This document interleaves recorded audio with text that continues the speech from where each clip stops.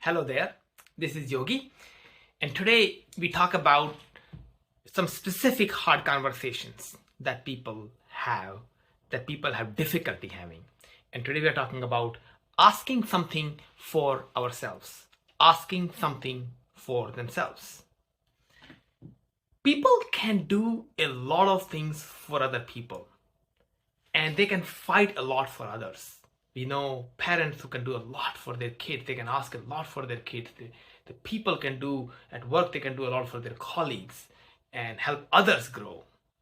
But they have a really hard time taking care of themselves and asking things. For example, a mom or a dad might have a really hard time taking time for themselves. They can do a lot for their kids. They spend a whole day, but taking 5 minutes for themselves is really hard. Having that conversation with yourself is very difficult. An employee can help other people get promoted and get raises and appreciate others, but they have a hard time asking for promotion themselves or raise themselves. I worked with a few people who have that difficulty. They help others a lot, but they have a hard time asking things for themselves. This way, we end up treating ourselves a lot worse than others. Intellectually, we know, we got to put our mask on ourselves to help others, but it's a hard conversation. People have a difficult time having that conversation to ask things for themselves. Now, why do we do that? Why does it happen? There are a few reasons. Number one is internal judgment. Okay, this is internal judgment. People judge certain actions. For example, asking for a raise is greedy or is selfish. Asking or taking time for yourself, 5 minutes to take care of yourself is selfish because the kid needs you. We judge others who do that, and then we end up judging ourselves too. So that's one reason, internal judgments. The second reason is that it exposes vulnerability. Right? If you ask, exposes vulnerability. If you ask things and then people know that you desires and you don't have things.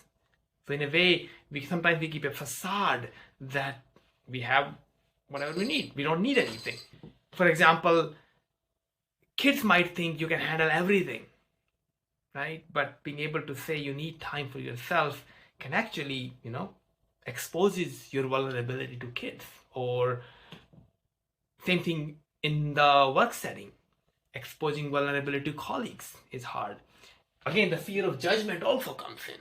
If you ask and you don't get it, it's people can judge you for that. So there's the fear of judgment. The third reason people have a hard time asking things for themselves is that we get attached to things. Once people ask, they have a really hard time if they don't get it. We get attached to what we ask for, and that leads to us asking things only when we are sure we can get them. We don't take risks. So these are the few reasons that I think people have a hard time asking things for themselves. Now, what can we do about them? Well, let's go one by one. If you have internal judgment, really exploring those judgments through mindfulness, but more through, I would say, contemplation and thinking out aloud, talking with people, or in a journal, or having a deep conversation with yourself through journal, or with a mentor or a coach or a therapist sometimes even, to what's going on. What is this internal judgment that is making you not ask for basic things that will be helpful for you to put a mask on yourself so that you can help others? Exploring that judgment through journaling and conversation, deep conversations. The second reason we have a hard time is exposing vulnerability.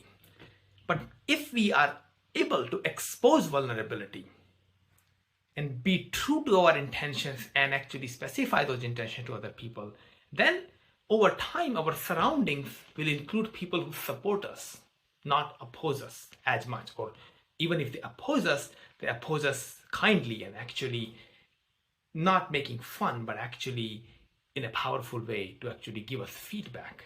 Right?